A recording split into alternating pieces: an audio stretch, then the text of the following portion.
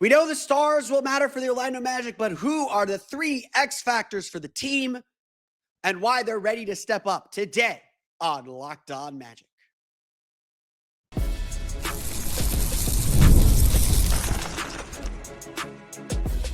You are Locked On Magic, your daily Orlando Magic podcast, part of the Locked On Podcast Network, your team every day. And you are indeed Locked On Magic. Today is October 1st. It will be October 2nd, 2025. My name is Philip Rossman-Reich. I'm the senior writer over at OrlandoMagicDaily.com, credentialed member of the Orlando Magic Media since the 2012 season. On today's episode of Locked On Magic, we're going to go over three X factors to this season. Players who aren't stars, whose performances and play will be vital to the Orlando Magic success. We're going to get to them coming up here in just a moment. But first, we want to thank you again for making Locked On Magic part of your day every day, no matter when you listen to us, whether it's first thing in the morning, whether it's right when we upload. We truly appreciate you making Locked On Magic part of your day every day. You can make Locked On Magic even bigger part of your day by being one of our Orlando Magic dailies, listening 5 days a week and on the weekends when we listen. Get in the habit now. That's what training camp is for, building good habits.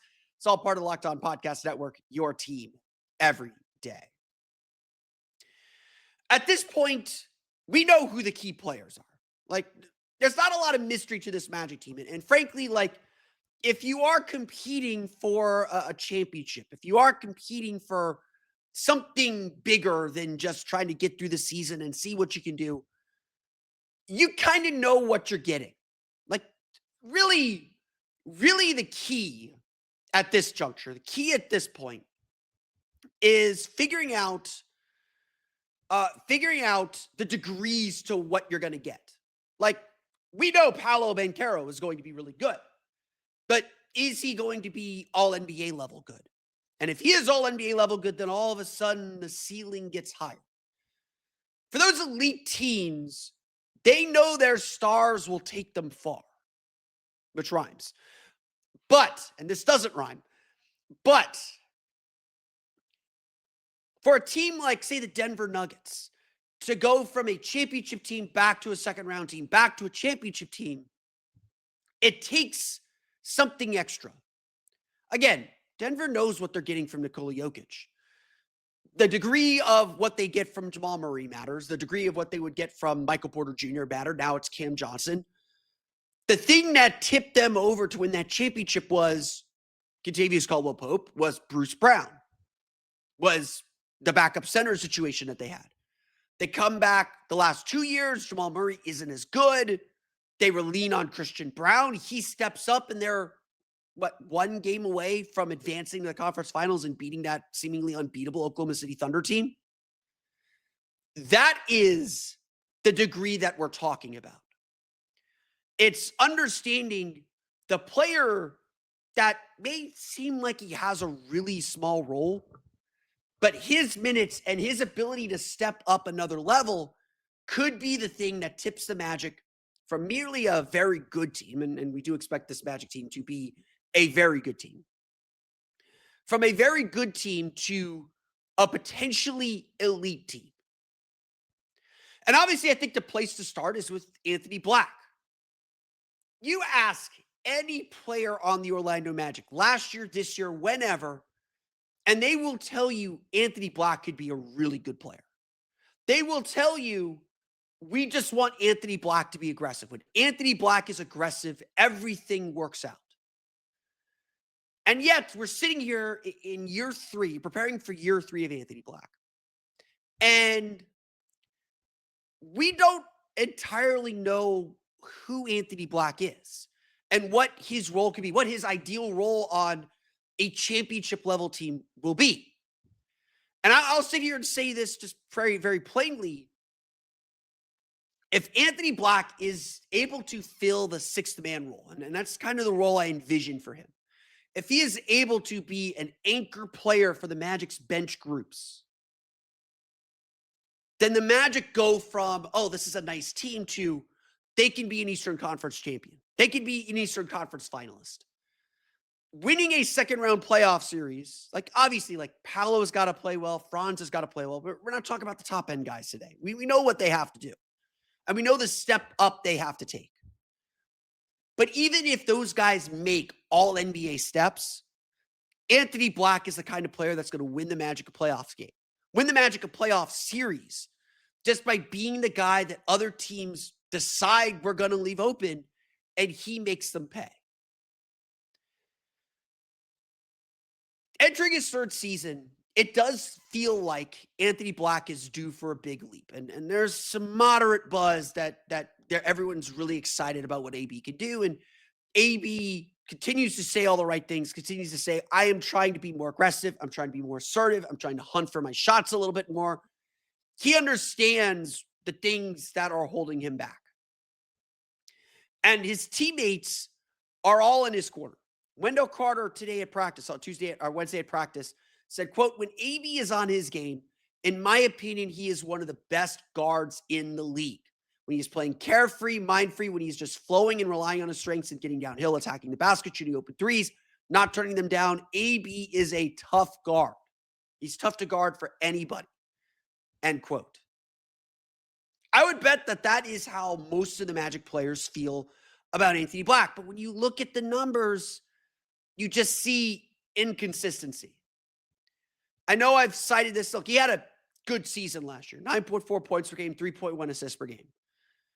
But you look at the splits between wins and losses, and you see a very different story. In 39 wins last year, Black averaged 10.7 points per game and shot 40.8% from three. In 39 losses, he averaged 8.1 points per game and shot 21.7% from three. That is essentially a correlation. I'm not going to sit here and say, well, when Anthony Black makes 40% of his threes, the Magic are going to win guaranteed. But there's a pretty strong correlation between wins and losses. And in the playoffs, ultimately, he averaged 8.2 points per game, shot 15.4% from three. Didn't really step up in the playoffs. First playoff series, I usually like to give guys a little bit of a pass.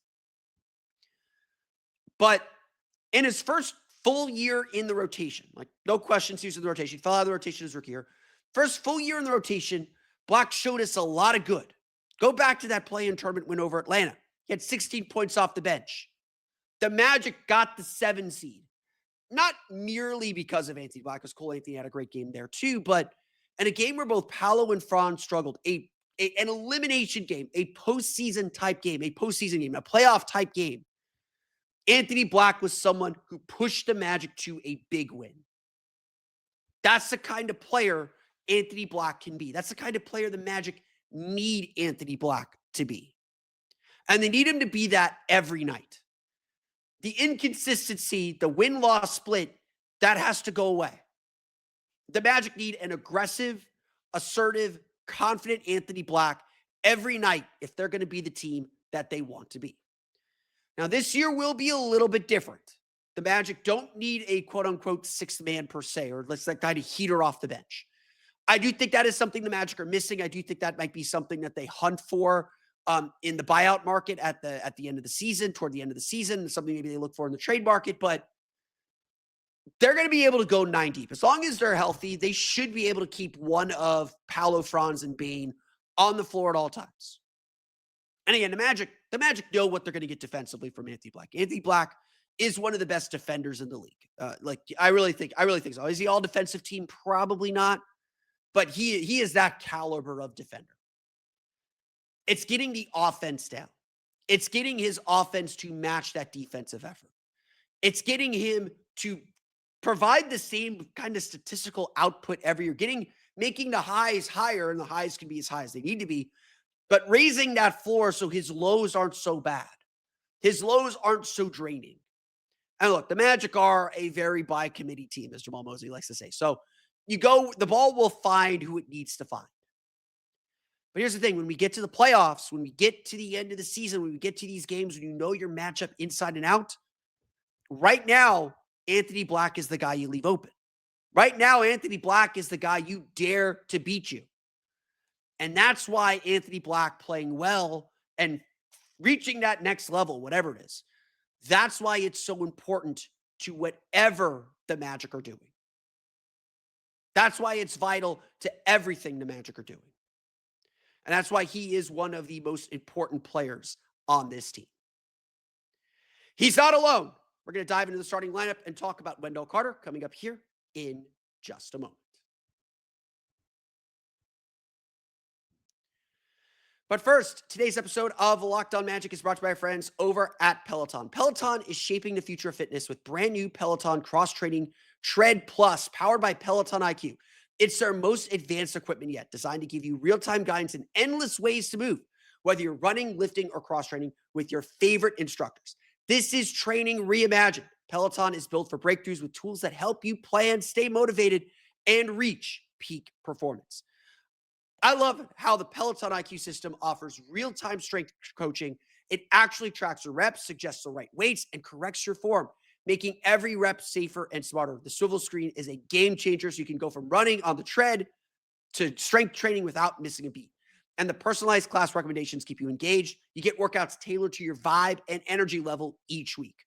So let yourself run, lift, flex, and push forward. Explore the new Peloton cross-training Tread Plus today at onepeloton.com.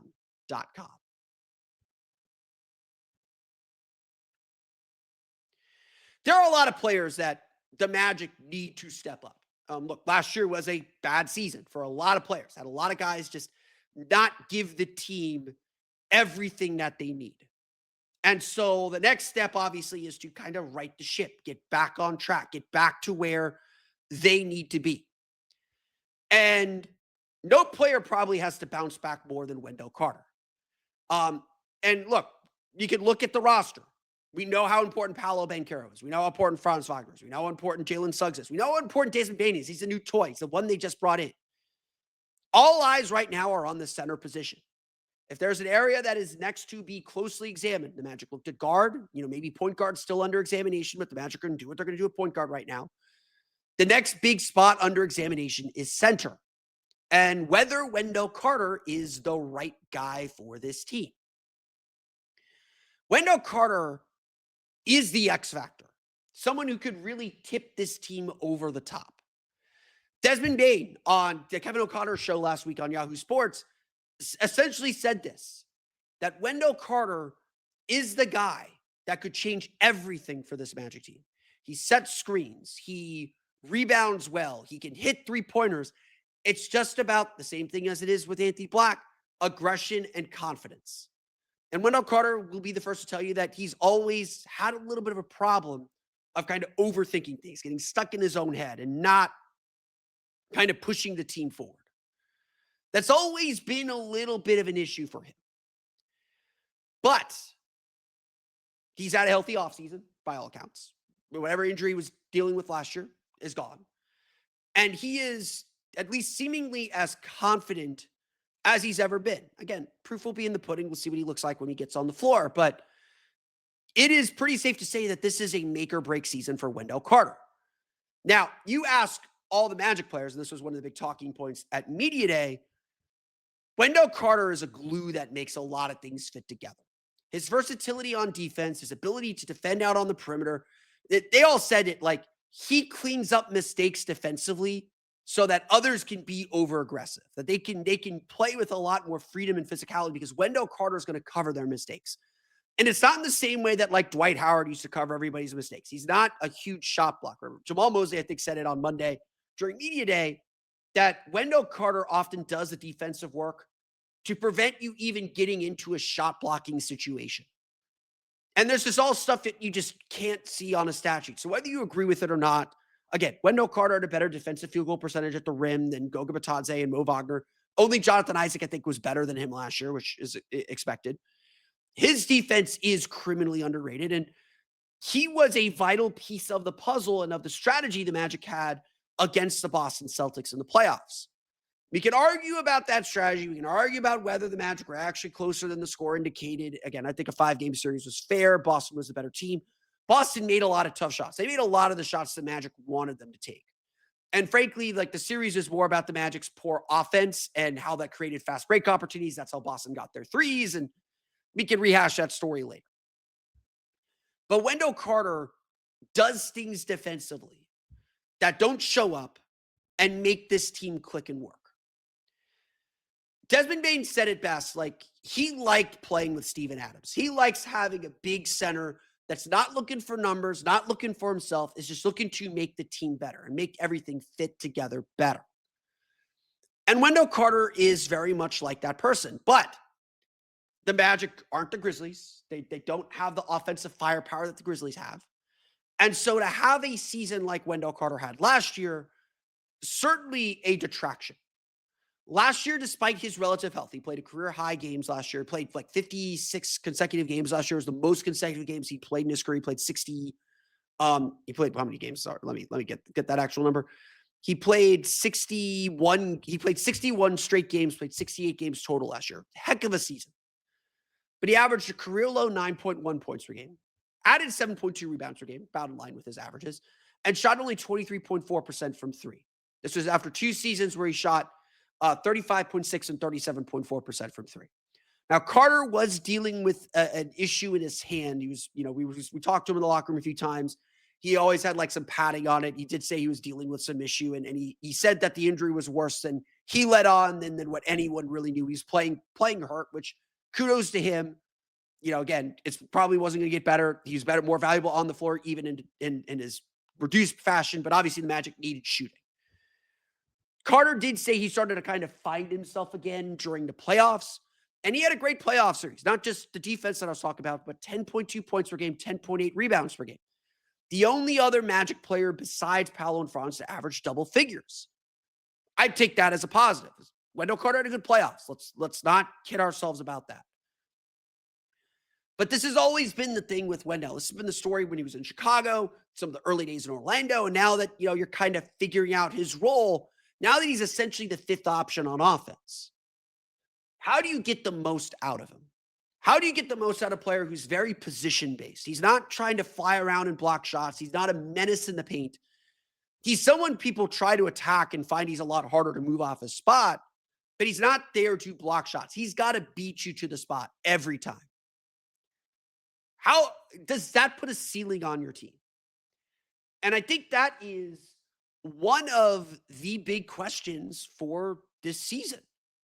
I think that is one of the big questions that we're asking and that we're wondering and we're curious about for the Magic this year. Because this is the next spot. This is the next spot we're looking at, the next thing that we're looking to improve. And Wendell Carter can do all these things. We've seen him do it. But now it's about kind of stacking consistency. It's about stepping up in the big moments and delivering in these big moments. And that's the part we don't know yet. Again, if there's doubts about the Magic, it's that they just haven't done it. We don't know if they have played, if they can play, or if they have played at this high level. And you don't know until you do it. Just plain and simple, you just don't know. Regardless of the numbers, regardless of anything else, Wendell Carter is going to play a huge factor for the Magic this season. He is going to have a big role to play. And the Magic are right. Everyone who said this at Media Day is right. He is very much the glue that locks this team in place, that locks this team together, and tells us whether this team is going to achieve its goals and whether this team is going to reach that pinnacle they're trying to reach. Desmond Bain, I think, is right. Wendell Carter is a huge X factor for the season. If he has the kind of season he had last year, the Magic, again, are going to fall short. Teams will leave Wendell Carter open at the three-point line. Your pick and roll with your center is going to be out the door. But if he is more active, more energized, more engaged, more confident, makes a few threes, gets to the dunker spot a few more times, plays off of the spacing the Magic are suddenly going to have, then you got to start asking yourself, well, who do we leave open and what do we give up? Just like Anthony Black, Wendell Carter is going to win or lose the Magic playoff game. Wendell Carter is going to be the difference in a playoff series for this team. And look, his defense is too valuable for him not to play. But if he can't give you something on offense, then this season will end a lot shorter than the Magic wanted to. And that gets us to the next guy who I'm sure we will talk about here in the next couple of days, but I want to give him the shout out now since we're talking about X factors. What will the Tyus Jones effect be? We're going to get to that coming up here in just a moment. But first, today's episode of Locked On Magic is brought to you by our friends over at FanDuel. The NFL season is here, and FanDuel has an offer you do not want to miss. Right now, new customers can bet just $5 and get $300 in bonus bets if you win. That's right. Pick a bet, put down $5, and if it hits, you will unlock $300 in bonus bets to use across the app. Whether you're looking for NBA futures, looking at who's going to win the NBA Cup, Magic have pretty good odds on that. Who's going to win the NBA championship? Who's going to win MVP? Who's going to win Coach of the Year, where Jamal Mosley is the betting favorite to win Coach of the Year? FanDuel gives you so many ways to play. So you can build parlays, try player props, and even follow the live lines during the games. NBA preseason starts on Thursday. Don't bet on preseason games, guys. It's preseason. Don't be a sicko. You got Thursday night football. You got NFL, you got college. You don't need NBA betting right now, but it'll come soon. Don't worry. FanDuel makes watching football or any sport even more exciting because you got a little something riding on the action. Whether you're a casual fan or love diving into the stats, FanDuel makes the game day experience so much better. So, what are you waiting for?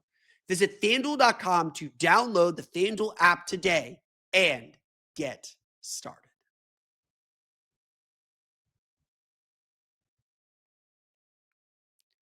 We are just 2 practices into training camp, and I want to make this clear. It's still a little bit of a feeling out process. You're still kind of layering in the basics. And like we were talking among the media, and someone asked, oh, do they do 2-a-days anymore? And they really don't do 2-a-days anymore. And so like, I want to give I'm giving 2 competing impressions right now. The first is that like, these are the very basics. You're kind of layering in what you're trying to do in training camp. It's the first time that everybody is required to be in the building. But having said that, the reason why they don't do 2-a-days anymore is not just because it's in the collective bargaining agreement. It's a lot of players are more committed now, and they come in a few weeks early. They get to work with the coaches. They begin kind of implementing stuff during these mini camps that happen before the season, during these open gyms and pickup runs. Basic concepts are already laid in before you start training camp, before things officially tip off. And so we're still getting a little bit of the vibe of who this team is and what they're trying to do. Monday or Tuesday's practice was very much about the basics, conditioning. Wednesday's practice was still kind of making sure those defensive foundations are laid in place. Magic is starting to layer in some offense. As I mentioned, the big impression coming from the Magic is that offensively, they're going to try and run a lot more. Again, they say that every year. We'll believe it when we see it, but there's definitely a sense that the Magic are going to try and pick up their pace a little bit and try and get out in transition. It was a big talking point from Jamal Mosley during the first day, during media day. But I think the other impression that we're getting is that Tyus Jones is going to play a pretty big role on this team. Now, if you're watching like the Magic's social media accounts and the training camp video that they're putting in, Tyus Jones is running with the starters. And I think it's pretty safe to say that if Jalen Suggs has to miss any time, Tyus Jones is going to be the starter. I think just, again, I'm very big on Anthony Black. I think Anthony Black maybe finishes games depending on how games are going. But I think the Magic want, trust Tyus Jones as a very steady hand again. We saw last year how valuable Corey Joseph was. Tyus Jones is a better version of Corey Joseph, a much better version of Corey Joseph. No offense to Corey. We love you, Corey. I hope the family's doing well. There's just been this sense that Tyus Jones and even Desmond Bane are bringing just this veteran know-how to the team. Now they said the same thing about Kentavious Caldwell-Pope last year. And look, KCP did. I know we were all dissatisfied with how KCP played and the numbers and the shooting that he put up. KCP was a really positive impactor in that locker room. And there was a level of seriousness, especially during training camp. Again, we'll never know. Paolo getting hurt 5 games in the season changed everything for the team. But very similarly, there's that sense that Tyus Jones just is a professional who knows what he's bringing to the table and knows how to fit into the team, even as he's kind of learning what this team wants to do.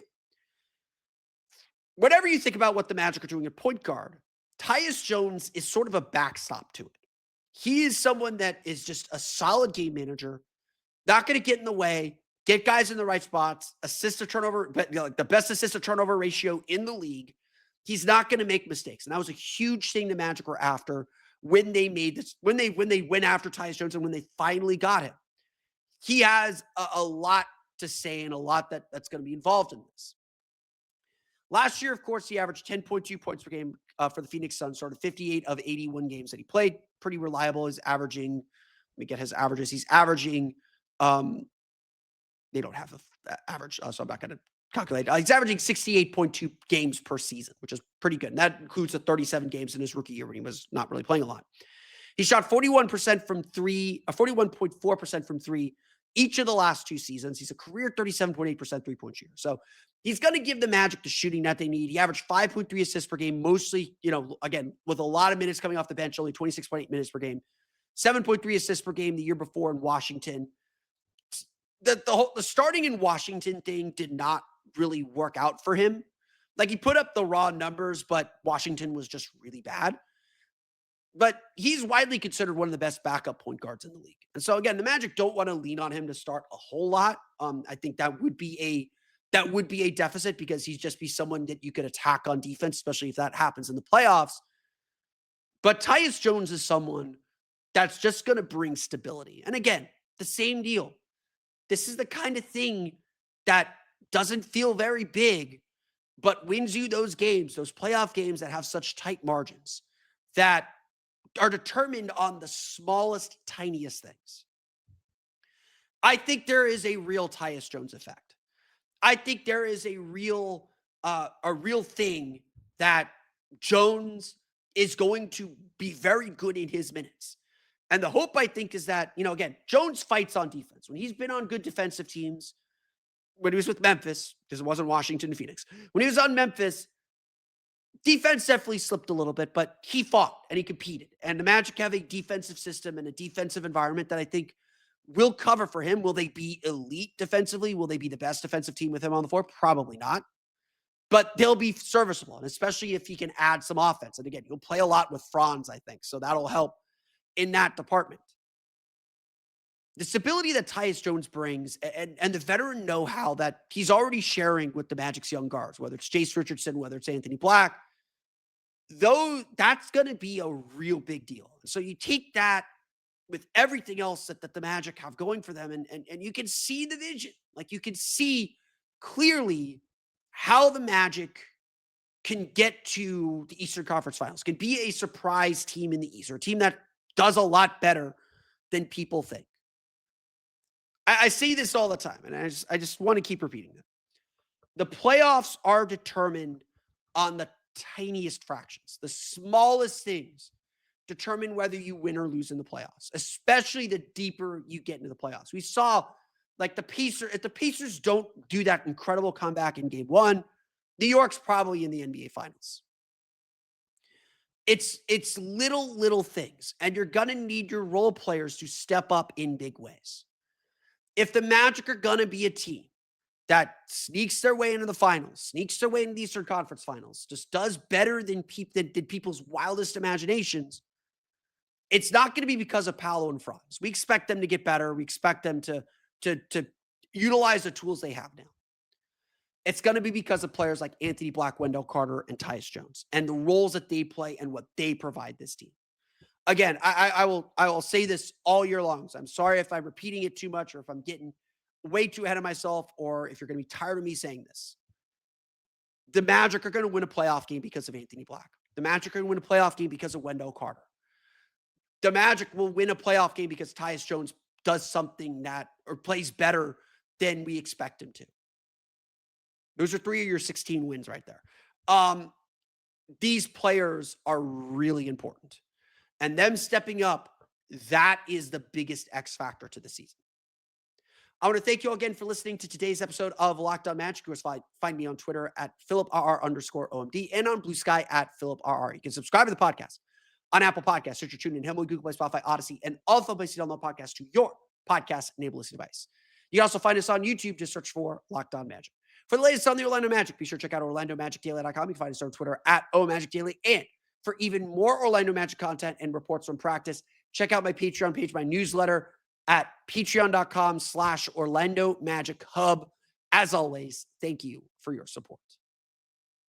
Now that you're done making Locked On Magic your first listen of the day, Go make your second listen Locked On Fantasy Basketball. Josh Floyd hosts the #1 fantasy basketball podcast, giving you daily tips and helping you win your league, all while making you a smarter NBA fan. Find Locked On Fantasy Basketball on YouTube or wherever you listen to podcasts, all part of Locked On Podcast Network, your team every day. And I owe you that Barbara Banda jersey, Josh. I promise I'm going to run down there and get that taken care of during training camp, during the preseason. But that's going to do it for me today. I want to thank you all again for listening to today's episode of Locked On Magic. We'll be back tomorrow for another recap of practice for the Orlando Magic. I think, I don't know if we're going to get the rookies yet, but I would imagine we'll talk about the rookies tomorrow. We'll get to the rookies before, probably before the end of training camp for sure. We are very interested in what they do. But until then, for Orlando Magic Daily and Locked On Magic, this has been Philip Rossman-Reich. We'll see you all again next time for another episode of Locked On Magic.